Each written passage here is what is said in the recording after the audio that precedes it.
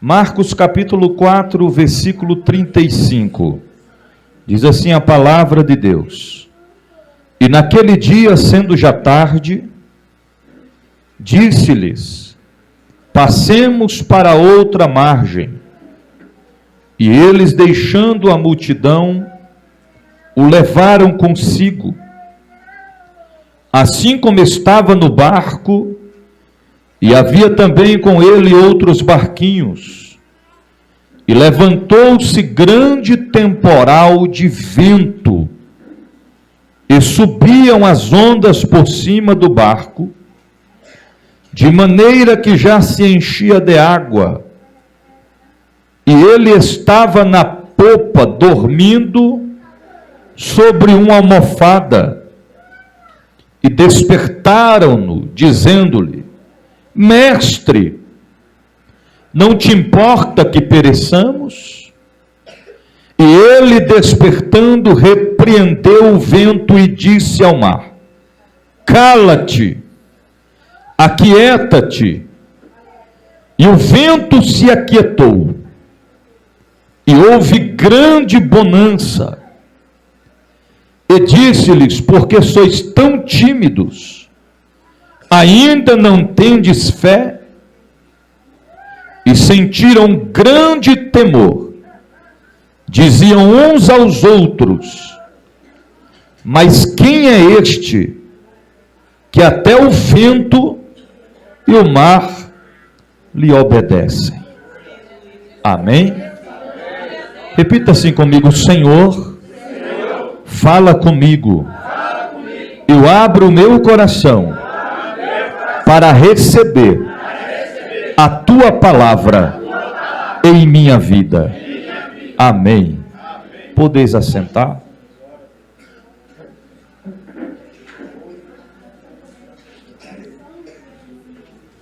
Queridos, toda a passagem bíblica,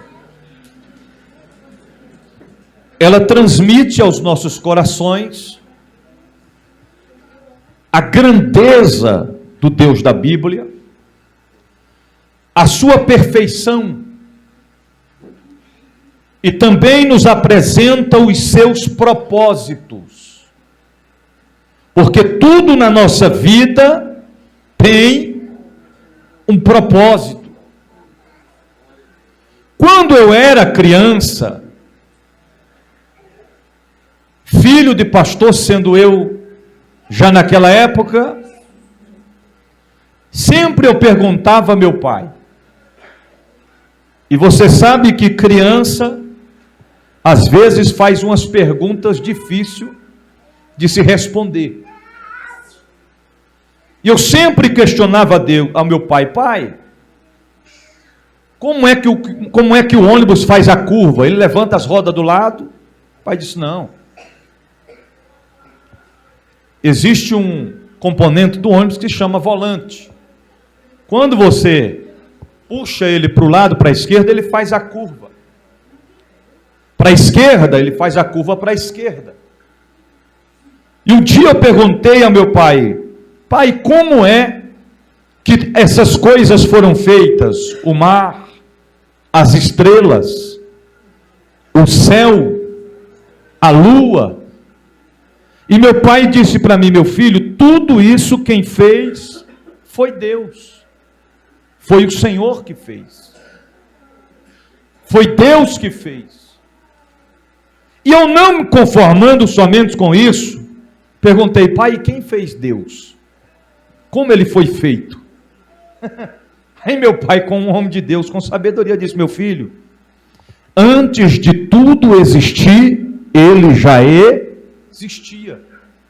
Não tem explicação para a existência de Deus, porque nada, nem em cima desta terra, nem debaixo desta terra, nem acima desta terra, se deu anteriormente a Deus. Conclusão: tudo foi feito por Deus. Igualmente a lógica humana aqui na terra, igualmente a ótica humana aqui na terra, sim, está ótimo. Tudo nesta vida é feito com propósito. Acabei de trocar de microfone.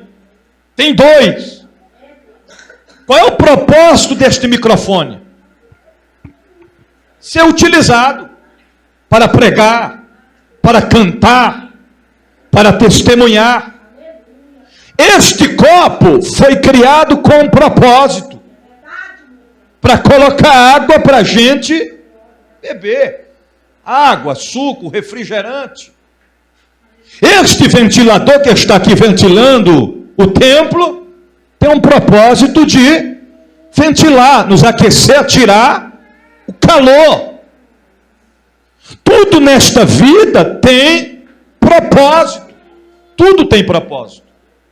Uma das questões que nós que servimos a Deus precisamos entender, que nada nesta vida é feito sem um propósito. Inclusive você e eu e nós. Nós não estamos aqui por acaso. Não foi uma coincidência. Às vezes alguém vai dizer, eu nasci por conta de um acidente. Tem gente que já disse isso. E não foi um acidente de trânsito não, pastora Zumira. Não foi um acidente de atropelamento. Alguém vai dizer, mamãe estava tomando medicamentos, mas mesmo assim, acidente, eu nasci. Não era para ter nascido. Querida, aí você se engana. Propósito de Deus. Então, verdade é que eu já ouvi alguém dizer assim, minha mãe fez de tudo para me abortar, para me tirar. Tomou medicamento, fez outros procedimentos, mas não deu nada certo. De todas maneiras, eu nasci. Alguém pode até olhar para você e dizer, não era para você ter nascido, não era para você estar neste mundo, ou até mesmo você mesmo diz em alguns momentos da sua vida, para que eu nasci? Eu não queria ter nascido, eu não queria ter vindo a este mundo, querido. Você nasceu, você está vivo, porque Deus tem um propósito. Propósito. Quando a gente não tem o entendimento das coisas de Deus, e quando algo acontece, a gente pergunta, por que isso está acontecendo? Por que eu estou sofrendo? Por que eu estou passando lutas? Por que estou enfrentando problemas? Por que as portas se fecharam? Mas quando nós passamos a servir a Deus, nós entendemos que não é para quê, mas é por quê. Qual o propósito que Deus tem em tudo isso? Deus tem propósito. Esta noite, Deus tem propósito. A tua presença aqui é um propósito de Deus. Esta palavra é um propósito de Deus para a minha e para a sua vida. Propósito. Só que nós precisamos entender que propósitos são conclusivos, colocados em prática através do Deus da Bíblia. É Ele que cita as regras, é Ele que coloca os desígnios que você tem que percorrer, é Ele que impõe as regras e os limites. Tudo está nas mãos de Deus. É Ele. E quando nós não queremos seguir no propósito de Deus, a gente sofre. Tem gente que está sofrendo de duas formas nos dias de hoje. A primeira classe está sofrendo porque não quer andar no propósito de Deus. A segunda classe está sofrendo porque está andando no propósito de Deus. Não estou entendendo nada, bispo. Se andar fora, sofre, sim. Se andar no propósito, sofre, sim. Só que existe um diferencial em tudo isso. Propósito com Deus é uma coisa. Propósito sem Deus é outra coisa. Certa feita o Senhor olhou para a terra e disse as palavras voltadas ao homem por nome Jonas. Quem lembra de Jonas? Pastor Fernando, quando se fala em Jonas, lembra-se de quê? Do peixe. De peixe, que mais? Da desobediência. Desobediência, que mais? Da fuga. Fuga, peixe, desobediência, percas. O Senhor deu uma ordem para ele: levanta-te e desce para Nínive, foi isso? E prega a minha. Ele pegou a bagagem, saiu arrastando, andou, vou concluir, porque o tempo não dá. Colocou as roupas na bagagem, tudo que ele tinha, ele colocou na bagagem, todas as suas economias, o seu dinheiro, ele colocou no seu bolso, arrastou a bagagem 50 quilômetros de distância. 50 quilômetros de distância, daqui do Pedregal da onde? Depois de Lusiânia. De pé. De pé. De pé. Eu não entendo. Tem canto que tem dificuldade. Tem carro, tem Uber, tem ônibus, mas eu não posso ir na sede. É longe. Não dá. Irmão, Jonas investiu. Se fosse nos dias de hoje, Jonas pediria um Uber. Mas não se conformaria apenas um Uber. Ele ia pedir um Uber Black. Não é isso? Black. Quero Uber Black. Qualidade top de linha. E ainda o camarada do Uber abriria ali o porta-mala, ele colocaria a sua bagagem dentro. Quantos quilômetros que dá a carreira? 50 quilômetros. Perneando. Naquela época, Jonas perneou 50 quilômetros a pé, arrastando a mala. Cada passo que ele dava, era uma olhadinha para trás.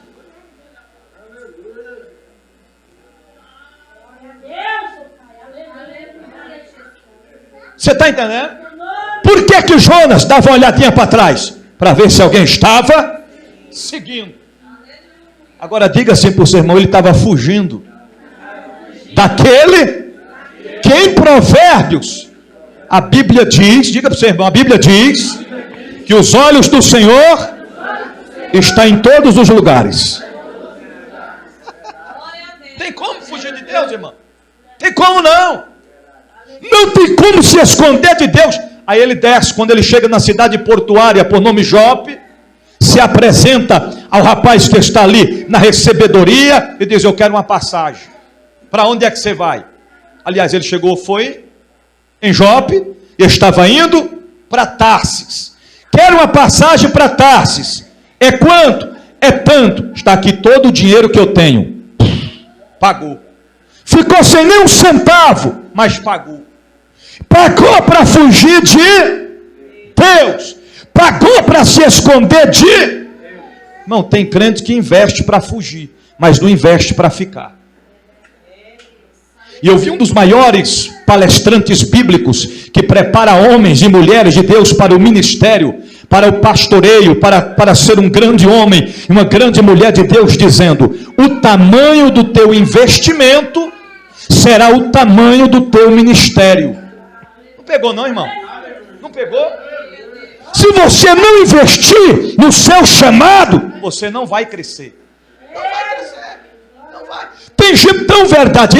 Pastor Fernando é instrutor de autoescola. É isso, pastor Fernando? Mas para pastor Fernando ser instrutor de autoescola, o que ele teve que fazer? O curso. Primeiro a habilitação, depois tirou a habilitação, ainda tem que trocar a habilitação, não é isso? Ou só de carro baixo? Não, na minha época, é categoria D. Categoria D, ok. Aí fez o curso, não foi isso? Teve que pagar ou não teve? Pagou o curso, pagou. Se formou, foi atrás do emprego. Hoje ele trabalha ensinando outras pessoas a dirigir. Agora imagina o crente que serve a Deus já faz anos. Quer crescer, mas não quer investir. Não quer investir. Para que investir? Para que investimento? Irmão, você não vai crescer nunca. Se não precisasse de investimento, pastor Fernando diria, eu vou fazer o seguinte, vou entregar um currículo na empresa ali. Chegasse lá, você quer trabalhar de quê? Instrutor de autoescola. Você tem um curso? Curso? Para que curso? Qualificação? Para que qualificação? Não tem. Então você não vai ser contra. Não tem investimento. Tudo na nossa vida que nós formos fazer tem que ter um investir. Nós estamos aqui nessa noite porque está acontecendo um investimento. Quem é que está investindo na obra de Deus? Diga para o seu irmão, quem está investindo na obra de Deus? Diga você. Diga, é eu e você. Agora dá uma olhadinha para ele se ele está com cara de quem está investindo aqui na obra de Deus. Porque tem gente que só quer desfrutar, mas não quer investir. Você está entendendo? Tem que investir na obra e no reino de Deus. Então Jonas investiu para fugir. Bispo, o senhor está saindo do texto que nós lemos? Não estou saindo. Bispo, o senhor está saindo do foco da mensagem? Não estou saindo. Fique ligado que você vai entender o que Deus quer falar conosco nesta noite. Jonas investiu na fuga, pagou a passagem, entrou na embarcação, olhou para o tempo. O tempo está limpo, vou descer para o porão e vou puxar uma soneca. Foi dormir. O que Jonas fez? Foi dormir. Tranquilo. Jonas deitou e dormiu. Eu imagino o Senhor olhando lá de cima. Está dormindo, né, Jonas? Está dormindo, né? Mas fique tranquilo que eu vou fazer você Tem 2 tipos de crente na igreja. Tem o crente que ele acorda somente em escutar a palavra dizendo: desperta, ó tu que dorme. Aí ele, opa, eu tenho que acordar, eu tenho que despertar. Agora já tem aquele tipo de crente que diz: eu não vou acordar, eu não vou despertar. Tem problema não. O Senhor olha para você e diz: já que tu não quer acordar por livre e espontânea vontade, eu vou fazer você acordar por livre e espontânea pressão. Aí vem tempestade. Jonas está dormindo e de repente a tempestade começa a soprar na embarcação. E a Bíblia diz que eles estavam com a embarcação cheia de produtos caríssimos e também tinha uma grande partícula de dinheiro, de prata, de ouro. A mercadoria estava dentro da embarcação, estava pesada, estava pesando a embarcação. Eles fizeram de tudo para controlar a embarcação, mas o vento era tão forte, a tempestade era tão forte, que eles pegaram toda a mercadoria que estava dentro da embarcação e lançaram nas águas.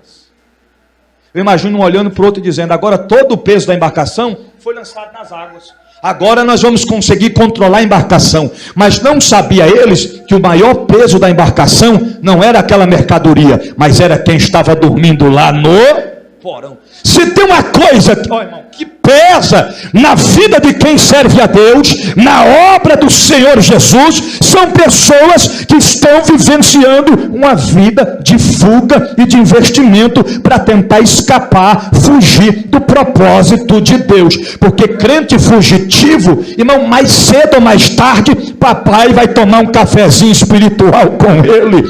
Crente fugitivo, mais cedo ou mais tarde, não vai precisar ligar e pedir, ou entrar no aplicativo e pedir um Uber. Não vai precisar entrar em contato e pedir um táxi. Não vai precisar ir lá para a estação e pegar o metrô.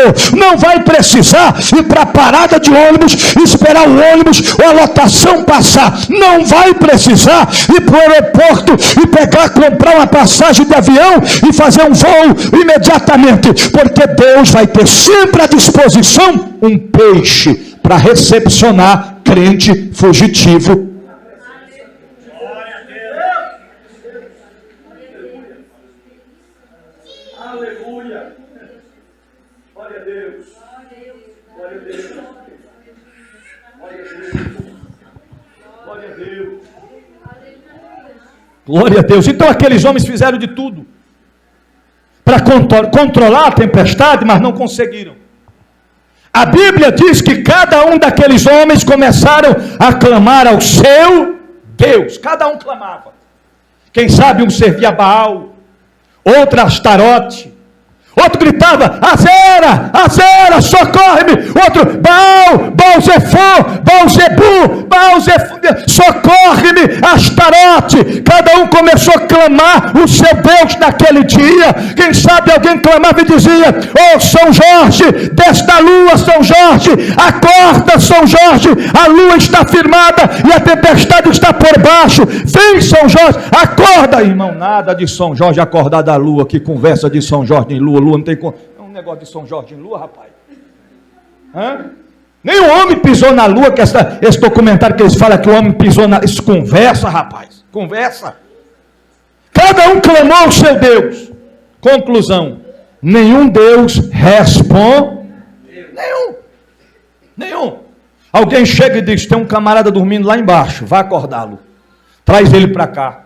E quando eles se encontram com Jonas no porão, ao acordar Jonas, ao despertar Jonas, aqui já está bom, ao despertar Jonas naquele momento, a Bíblia diz que eles fazem uma pergunta, algumas perguntas para Jonas: da onde é que tu está vindo?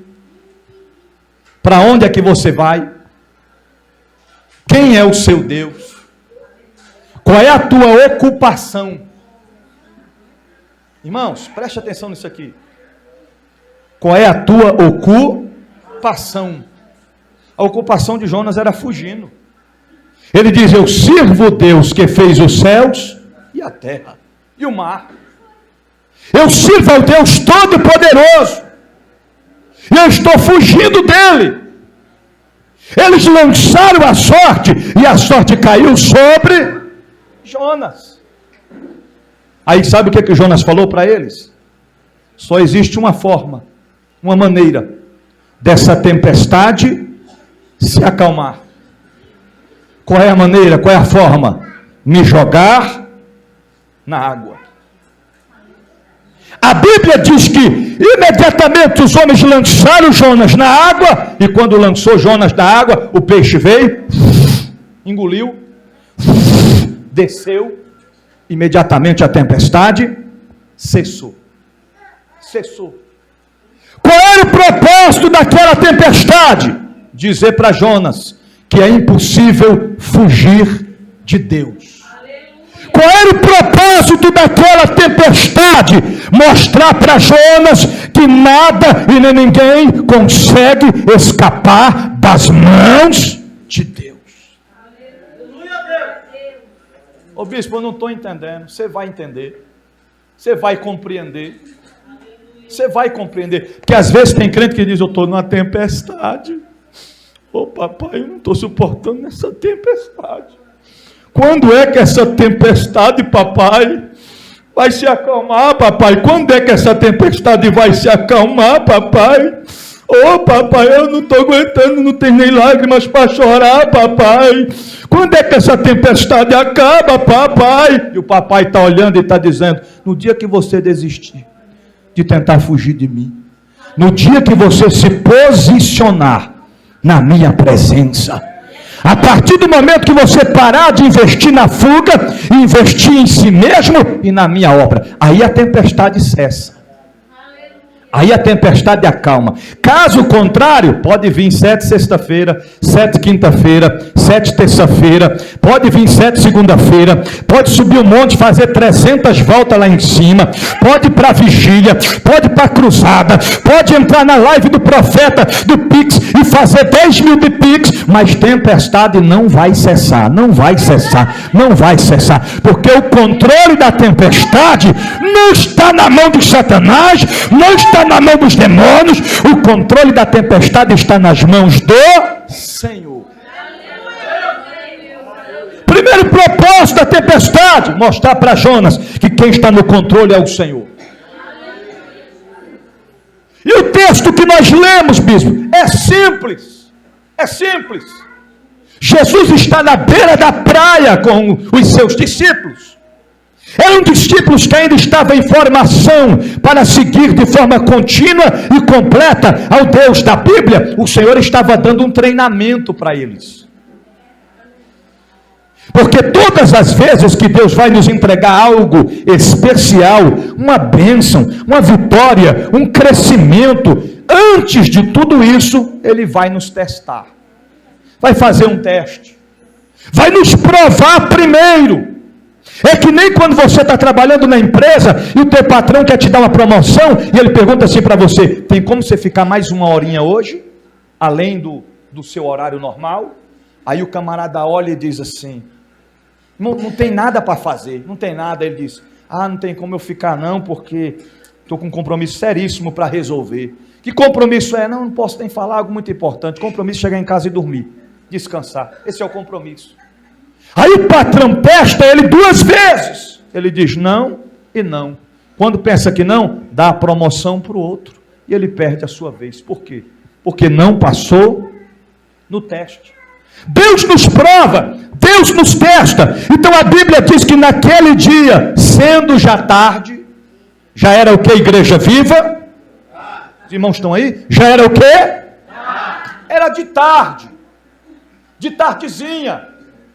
Segundo a Bíblia, eles estavam na beira da praia do mar da Galileia. E Embora, pastora Zulmira, sempre citamos, porque a Bíblia cita em outras ocasiões, Mar da Galileia. Que lugar era este?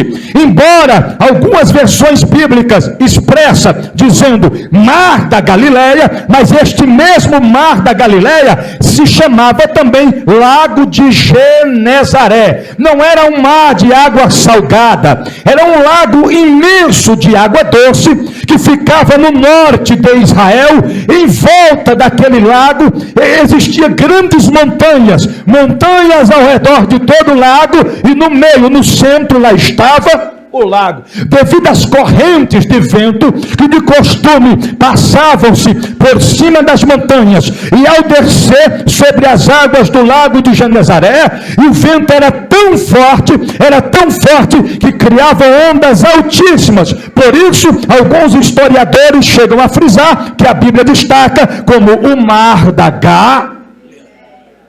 Mas era um lago.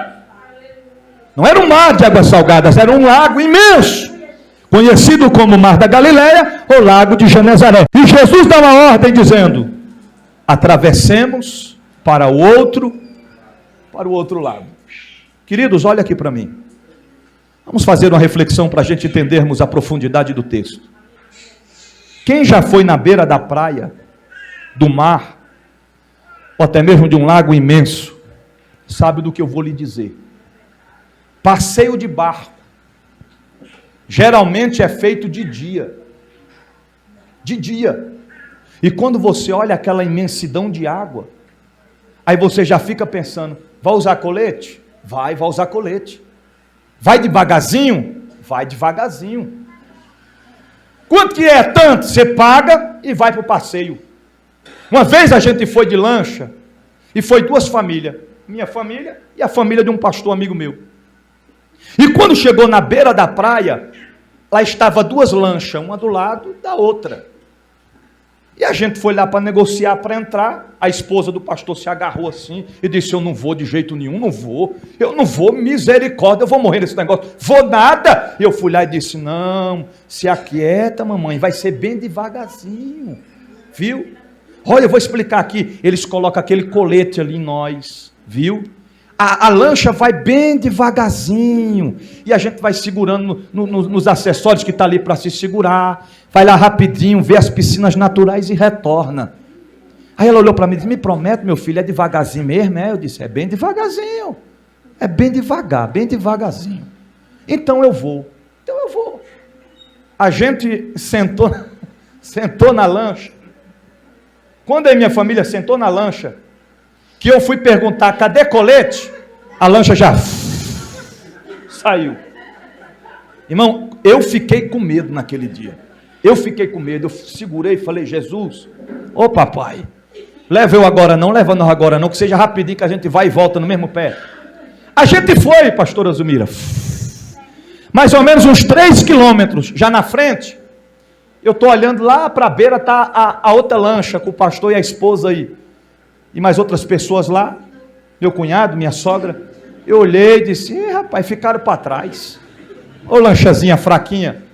E fomos e tal, e estamos lá filmando, e eu comecei a filmar, irmão, quando eu olho para o lado, a lancha que saiu de lá, bem depois que nós, com a esposa da pastora, passou por nós assim, a esposa do pastor agarrada no ferro assim, com os olhos desse tamanho arregalados. Ai meu Deus, e eu filmando, falei: Jesus dos crentes, nunca mais ela vai, nunca mais, foi de defeito. Quando chegou lá, nem descer da embarcação quis. Não, eu vou ficar aqui, você me enganou, você disse que ia devagarzinho, e disse que ia colocar colete, que não tinha preocupação nenhuma. Eu falei: mas não é, eu não estou no controle da lancha, eu pensei que ia ser devagarzinho, mas não foi devagarzinho. Então ali é um teste. Quando a gente voltou e desceu, eu falei assim: pastora, do coração a senhora não morre mais. Não precisa mais fazer nenhum tipo de exame do coração, porque o coração aí já está, coração de criança. Forte, viu? Porque até eu tinha, irmão, a que eu fui foi devagarzinho. Imagina que eles foram, saiu depois que nós, passou que nem um foguete. Parecia que ia voar. Então escute o que eu vou lhe dizer aqui. A Bíblia diz que já era tarde. Em outras palavras, Estava começando a escurecer, começando a anoitecer. Imagine que Jesus chegasse e dissesse assim: Luciano, vamos dar um passeio de barco, para a gente ir para o outro lado. Já está tarde, né? Já está escurecendo. Irmão, se eu tivesse lá, eu não sei, acho que eu diria: Jesus, vamos deixar para amanhã. Já está ficando de noite. O barco não tem farol. Não tem.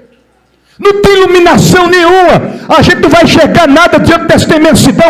É melhor a gente deixar para amanhã cedinho, Senhor. Só que a Bíblia diz, aqui está narrando é Mateus, a Bíblia diz que Lucas também fala, e Mateus fala ao mesmo respeito da mesma passagem, que Jesus logo os obrigou. Jesus deu uma ordem para eles. Jesus não chegou e falou assim: Pastor Fernando, você quer ir lá para a sede hoje? Quer ir, Pastor Fernando? Quer não. Não, o senhor não fez. Pastor Fernando, 7 horas lá na sede. 7 horas, viu? E aí de tu faltar. Ordem! E os discípulos obedeciam a ordem de seu Senhor. O Senhor deu a ordem: entrai na embarcação e nós vamos atravessar para o outro lado. Aleluia, Jesus. Ok, entrar na embarcação sendo tarde, tudo bem. Agora, missionária Joelma, se Jesus lhe dissesse assim: Joelma, nós vamos entrar nessa embarcação aqui de tardezinha, está escurecendo, viu? Mas eu já quero antecipar para você que na metade do caminho, no meio das águas, no meio do mar, quando nós chegarmos bem no meio, na metade do caminho, vai vir uma grande tempestade. Você vai, Joelma? Quer ir, Joelma? Quer ir? Quer não, irmão? Quer não? Imagine, porque quando a gente chega na beira da praia, está lá, passeio de lancha, passeio de barco, conheça as piscinas naturais do litoral nordestino. Imagine se tivesse uma placa lá, assim, passeio de barco, para atravessar para o outro lado. E olha o que está incluso no passeio: passeio noturno, vai estar escuro, e no meio do caminho, vocês vão provar de uma grande tempestade. Ninguém iria, irmão. Ninguém iria se apresentar para ele. Assim é a nossa vida espiritual. Quem quer entregar a sua vida a Jesus? Oh, papai, eu quero. Aí o pregador diz: irmão, tua vida nunca mais será a mesma. Tu vai ser campeão, rapaz. Tu vai ser vencedor. Tu vai conquistar bênçãos, milagres. Portas vão se abrir. Isso é verdade, não é mentira. Mas Deus nunca vai te dar uma grande bênção sem antes permitir uma grande tempestade. Nunca. Nunca. Nunca, irmão. Não vai. Não adianta que não vai. Você dizer que quer servir a Deus sem passar pelas provas, pelas tempestades, é a mesma coisa de você querer comer rapadura, mas não querer quebrar os pedaços da rapadura. Você está entendendo? Eu quero rapadura em líquido. Rapadura líquida. Só tem desse jeito aí, essa quadradona? Só tem a quadradona. Vai ter que quebrar os pedaços e mastigando pedacinho por pedacinho. Porque a rapadura é docinha. Docinha. E quando se acompanha um queijinho fica melhor ainda. Mas a rapadura não é mole, não. Você está entendendo? Não é mole. Não é mole. Às vezes dá vontade de comer rapadura, mas quando eu penso, tem que botar, às vezes você vai batendo com a mão na ponta da faca e fica doendo. Mas você, eu quero mais, eu quero porque está bom demais, é docinho Jofá, a gente fica forte, mas tem um porém. É dura. Quer vencer? Prepare para enfrentar tempestades. Prepare para enfrentar tempestades.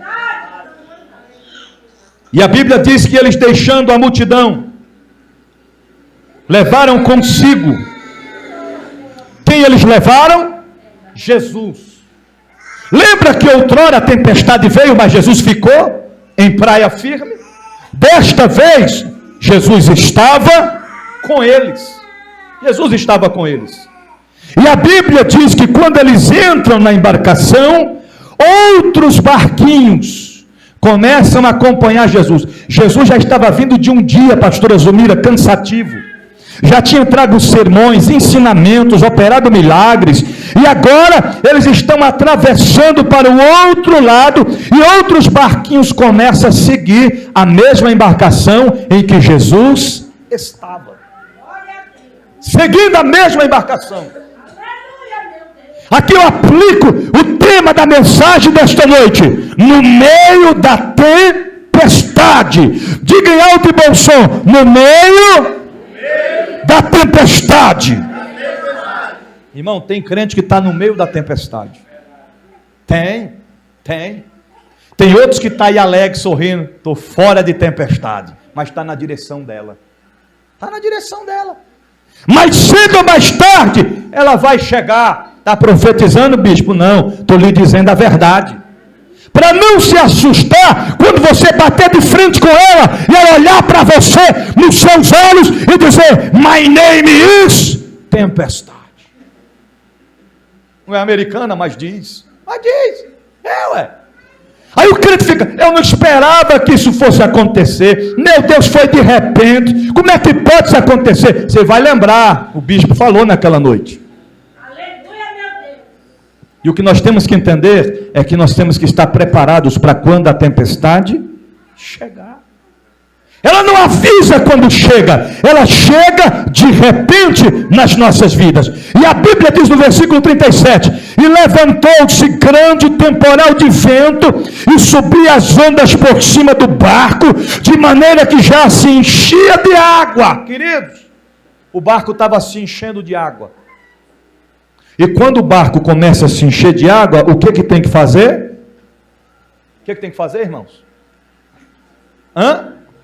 Colocar água para fora. Ou você vai dizer: enche o barco, enche, está ficando bonito. Enche, nós estamos aqui bem no meio das águas, aqui é fundo mesmo, vai enchendo o barco. Não, você tem que tirar água para fora. É pegar a cacimba, é pegar o balde, é pegar a vasilha e colocar água para fora. Deus está falando para alguém aqui nessa noite que o teu barco está no meio da tempestade e está enchendo de água. E você só tem uma escolha: ou você coloca a água para fora, ou você vai afundar.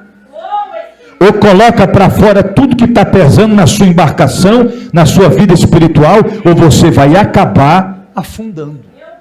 É desse jeito. Quase afundando. E ele estava na popa dormindo. O que Jesus estava fazendo? Dormindo.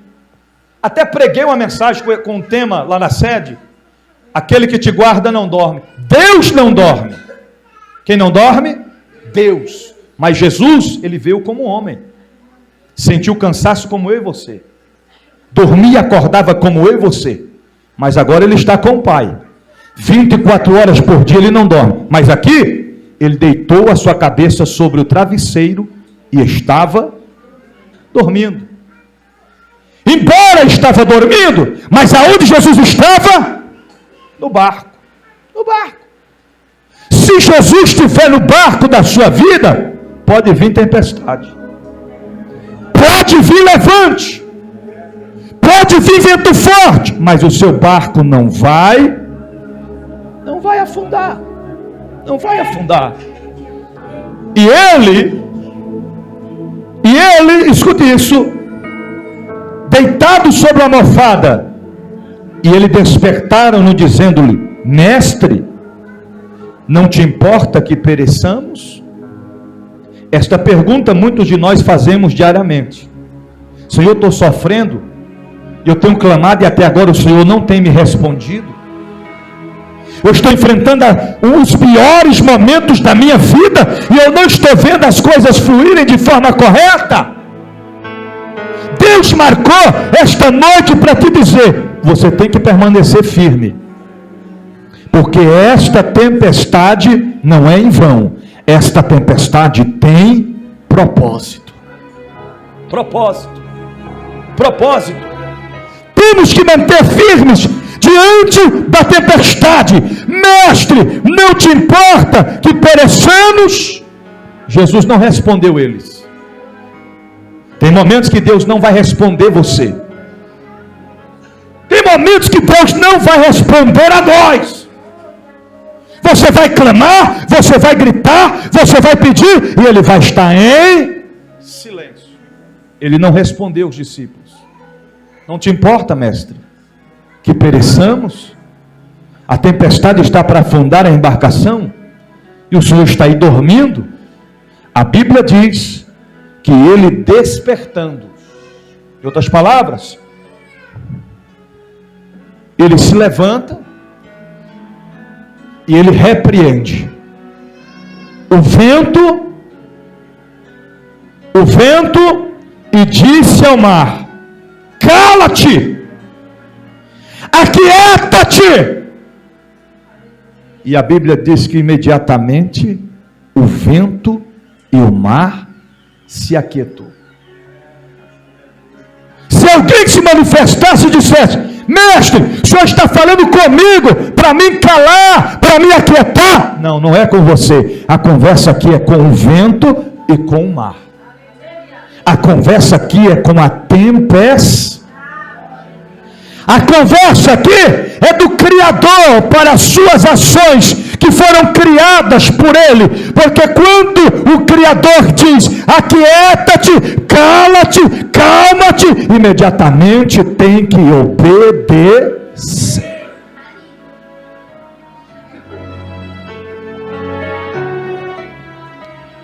Imediatamente o vento se aquietou e houve grande bonança. Irmãos,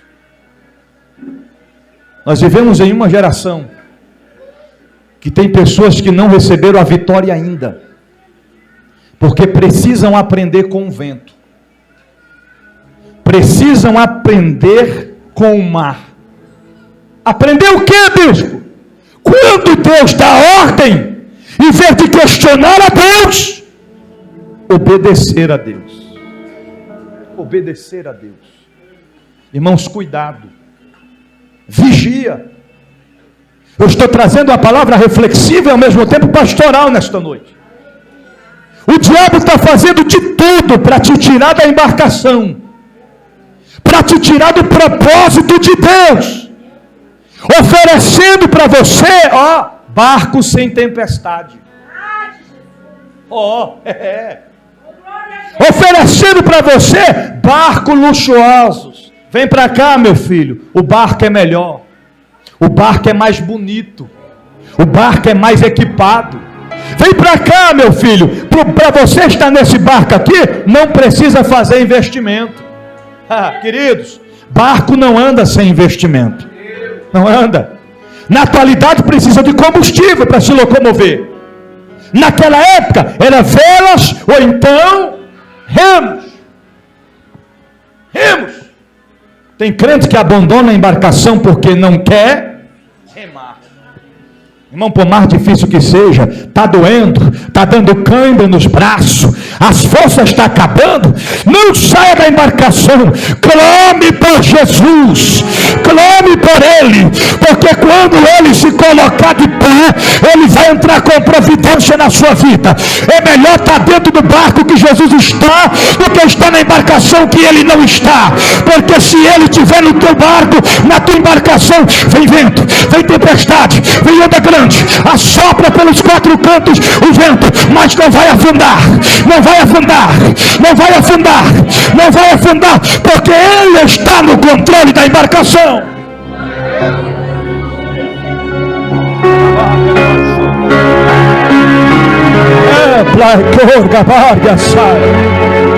Se até o vento e o mar obedeceu a voz de Deus, porque nós não podemos obedecer a voz de Deus. Deus marcou esta noite para te dizer que Ele está entrando com providência na tua casa, no teu ministério, no teu chamado, na tua saúde, no teu casamento, na tua família, no teu emprego. Ele está dizendo: aquieta-te, vento, cala-te, mar. Ora, vai, cantora,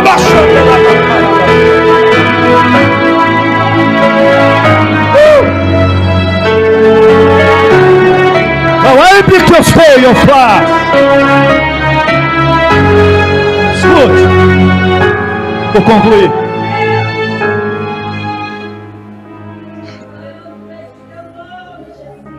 Quem está me ouvindo, diga amém.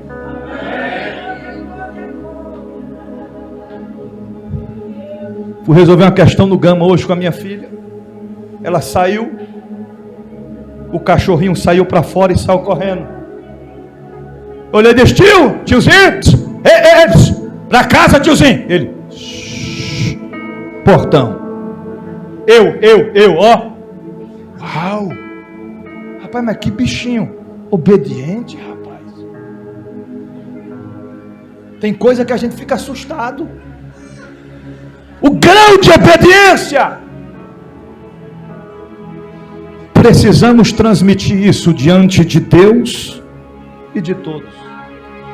Como nos comportamos quando o nosso líder diz: faça isso, aquilo, vai, fica. Você está entendendo? Qual é a nossa atitude, o nosso comportamento? Observa que quando o mestre deu a ordem para que se aquietasse, para que se calasse, para que o vento se aquietasse, para que tudo ficasse quieto, na conclusão, no versículo 41, a Bíblia diz: e sentiram grande temor, e dizia uns aos outros, mais ou menos assim: rapaz, quem é este? Eu estava com ele na embarcação, mas não sabia realmente quem era esse. Quem era esse? Quem é este que até o vento e o mar lhe obedece? Aleluia, aleluia. É por isso que a gente entende que quando as ondas vêm na beira da praia, ela vai lá e ela volta. Ela vai e ela volta. Você não vê uma placa lá dizendo assim: ondas, águas, daqui você não pode ir, você tem que voltar. Mas é porque as próprias águas sabem quem é o comandante delas. Elas vai e volta. Elas vai e volta. Porque o comandante real, poderoso, que governa, que controla, ele pôs limites sobre as águas.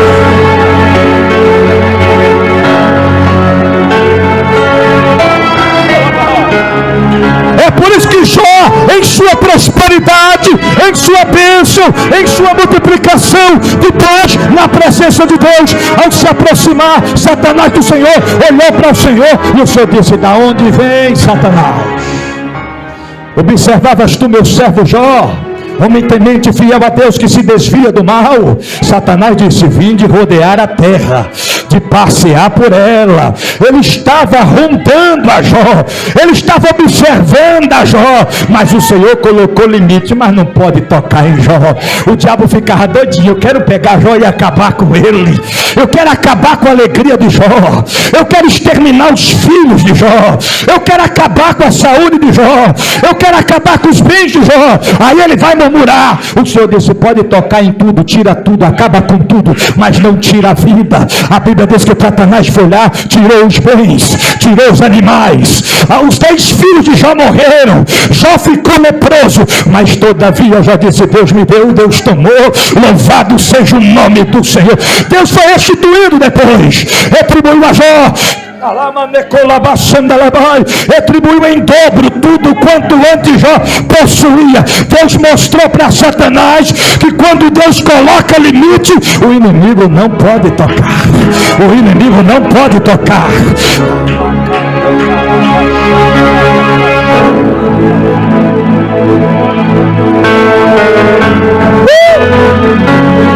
Estou sentindo a presença dele aqui. Olha aqui para mim, eu vou concluir. Porque tem gente que já estava assim, já estava assim,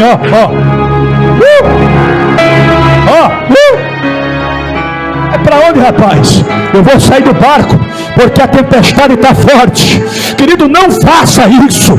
Tem vitória chegando para a tua vida. O Deus da Bíblia não saiu da embarcação. Ele está no barco. Ele está no barco. Ele está no... Fica de pé para adorar. Fica de pé para adorar. A tempestade vai ter que ir embora. O vento vai ter que desaparecer. O Deus da Bíblia está no barco.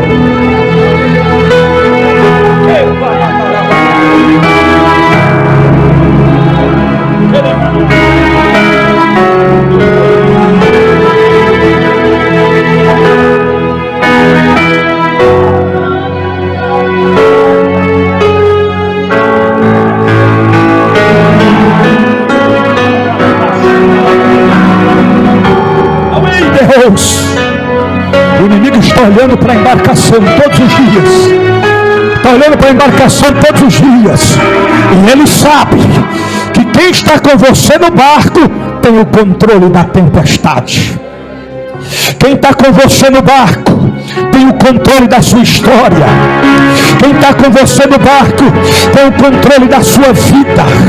Há uma fúria do inferno contra a tua história. Há uma fúria do inferno contra a tua vida. Mas o Raboni da Galileia marcou esta noite para te dizer: é Ele que controla a tempestade. É Ele que controla os ventos fortes. Firmai teus pés na rocha. Prosseguir avante. É tempo de erguer a cabeça. É tempo de vencer com os joelhos no chão. É tempo de vencer no jejum. É tempo de viver lá, bacandora, bacanda, lá vai. O vento está soprando de todos os lados. A embarcação está quase para partir no meio. Mas hoje eu marquei para te dizer: eu cheguei para dizer: aquieta-te, vento. Cala-te, mar. Porque tem bonança, tem bonança, tem bonança, tem bonança. Tem bonança para a tua história. Tem bonança para a tua casa. Tem bonança no meio dos teus filhos. Tem bonança, tem bonança, tem bonança. Quem está entendendo, adore ao Deus da Bíblia nesta noite.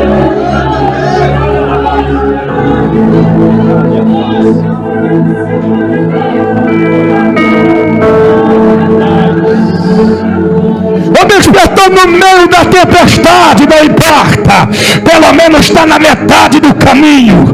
A ordem de Deus não é para recuar. A ordem de Deus não é para retroceder. A ordem de Deus é para marchar e avançar. E para chegar do outro lado. Para chegar do outro lado. Quem coloca a mão no arado não pode olhar para trás. E se ele recuar, diz o Senhor: a minha alma não tem prazer nele. Deus não conta com o covarde. Deus conta com o crente corajoso que acredita no poder de Deus da Bíblia. Quem está entendendo, levante a mão e adore. Adore, adore, adore, adore, adore, adore. Adore ao Senhor nesta noite.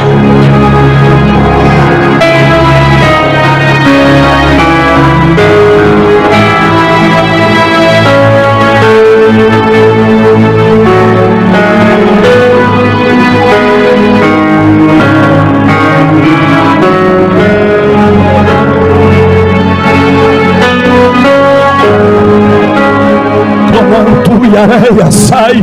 Eu vou deixar você adorar. Feche os olhos por um minuto e adore a Ele.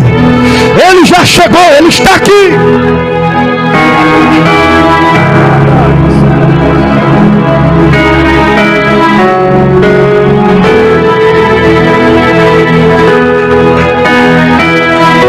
Se a tempestade está travando alguma área da tua vida, hoje Deus vai destravar de uma vez.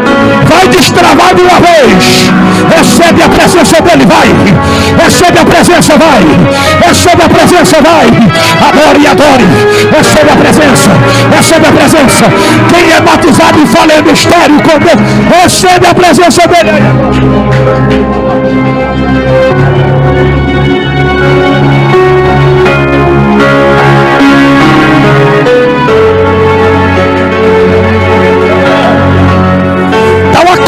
Para la placação, naitere propõe a prova da gás, terralho força truminai. Deixa adorar, deixa adorar, deixa adorar, deixa adorar, deixa adorar.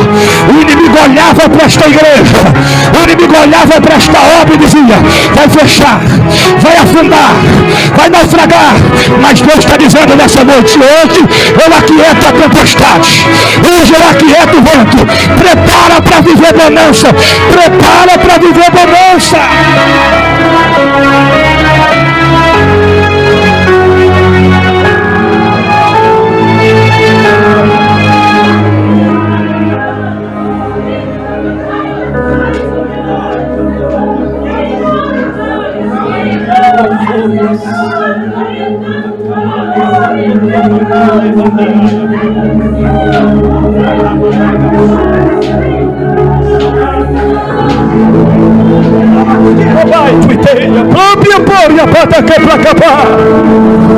Acende a chama, acende a chama, acende a chama, acende a chama, acende a chama do Espírito.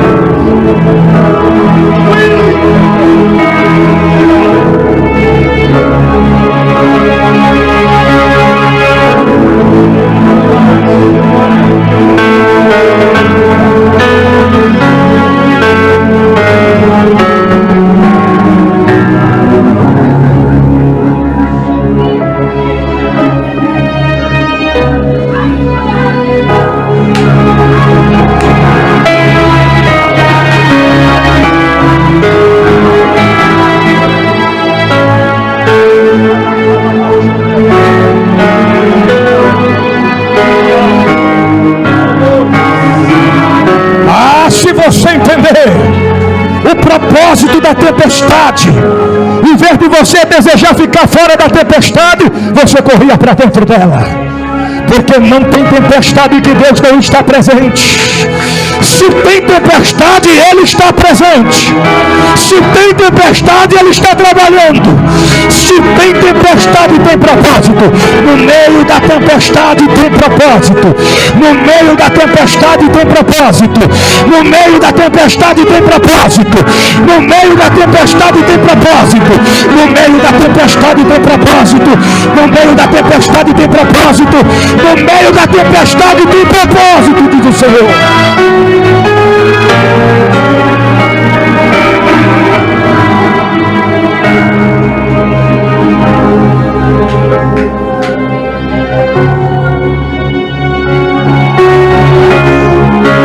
Deixa eu terminar. Olha aqui para mim. Na ótica natural, ao ver tempestade, estou fora da tempestade. Na ótica espiritual, me encontro no meio da tempestade. Vou sair da tempestade, não posso sair. Eu tenho que permanecer. Por quê? Porque aquele que tem o controle da tempestade tem propósito na tempestade. Eu quero ser profeta de Deus para te dizer nesta noite: Deus não vai te livrar da tempestade, mas Ele vai te livrar na tempestade.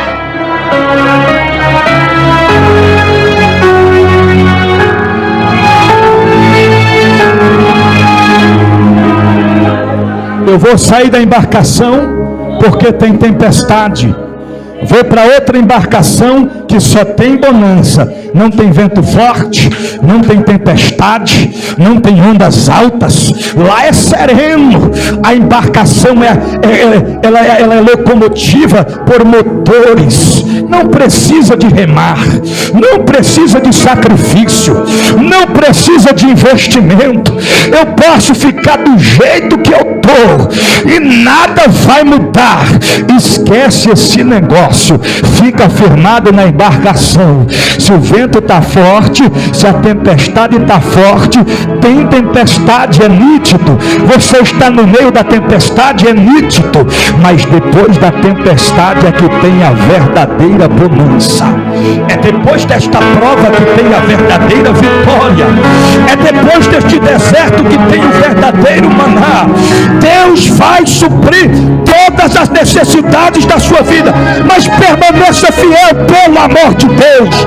Seja fiel no cônjuge, seja fiel na família, seja fiel no casamento, seja fiel no ministério, seja fiel ao seu líder, seja fiel ao seu pastor, seja fiel a Deus e te prepare para prosperar e para ser abençoado. Assim diz o Deus da Bíblia.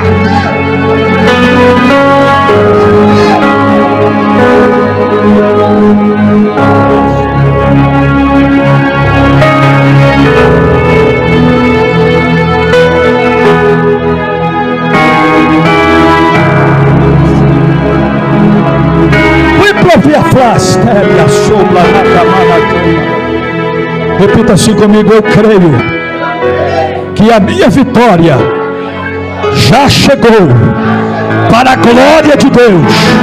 Aplaude ao Deus da Bíblia nessa noite bem forte.